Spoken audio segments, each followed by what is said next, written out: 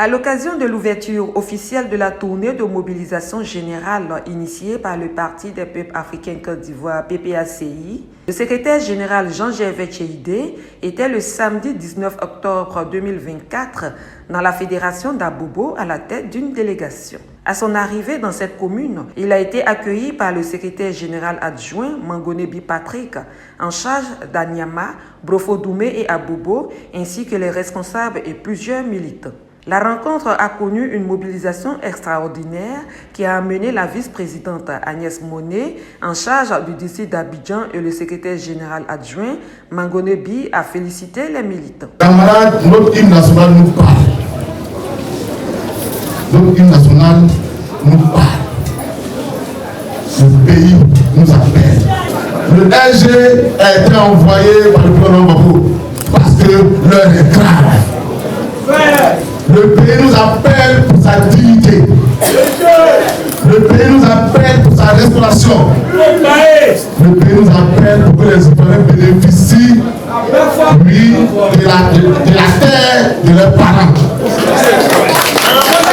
Le pays nous appelle parce que celui qui va nous donner le sourire, doit nous battre pour l'inscrire sur la liste électorale et pour amener à gagner les élections en 2025, camarades. Je voudrais féliciter les GA, féliciter le fédéral 2000, le CR et tous les responsables de Abobo.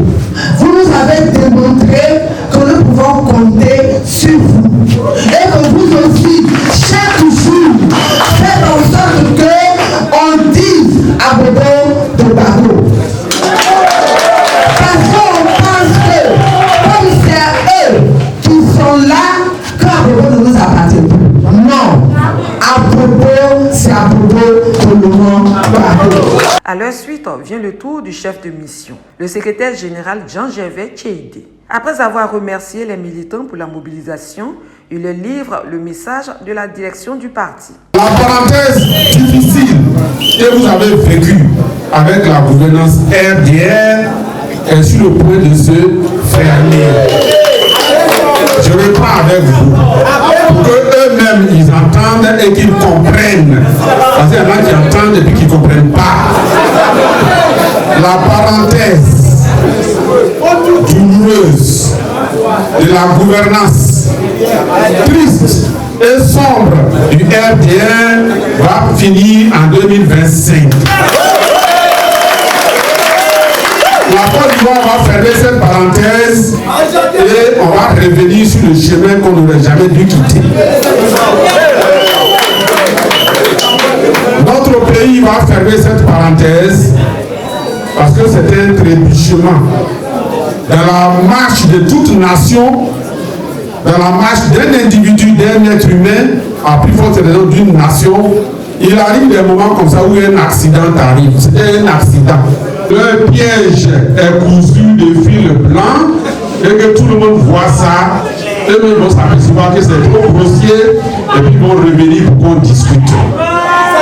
Pour que Laurent Gbagbo soit mis sur la liste électorale. Mais mettre le nom de Gbagbo sur la liste électorale n'est pas l'objectif de notre combat. Sinon, mettre son nom sur la liste, là, ça c'est un travail administratif. La CEI peut mettre ça d'un moment à l'autre. Mais c'est que, non seulement il soit sur la liste électorale, mais qu'il soit, sa candidature soit déclarée recevable, mais surtout, et c'est le plus important, que vous qui êtes là, vous tous qui êtes rassemblés ce soir, plus vos membres de section, de comité de base, de section, vos amis, que vous ayez vos cartes électorales et que vous déplaciez pour aller porter le nom Gbagbo au palais présidentiel en 2025. C'est ça qui est le plus important. C'est ça que nous cherchons. Ce que nous cherchons aujourd'hui, c'est de vous sensibiliser. Chers parents, allez vous inscrire. Ne vous inquiétez pas pour la condamnation de Laurent Gbagbo qui relève son nom sur la liste électorale.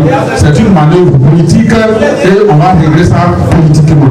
Prenons courage, levons-nous, apprêtons-nous pour nous inscrire sur la liste électorale. Apprêtons-nous pour aller voter en 2025. Parce que nous, la seule façon que nous connaissons d'arriver au pouvoir, c'est par les élections. On ne connaît pas d'autre façon d'arriver au pouvoir. Ceux qui ont essayé d'arriver au pouvoir par les armes, par la rébellion, ils voient bien que le fauteuil est brûlant et éjectable. Or, nous voulons arriver au pouvoir grâce au peuple, avec la bénédiction du peuple et avec l'appui du peuple pour gouverner pendant notre mandat.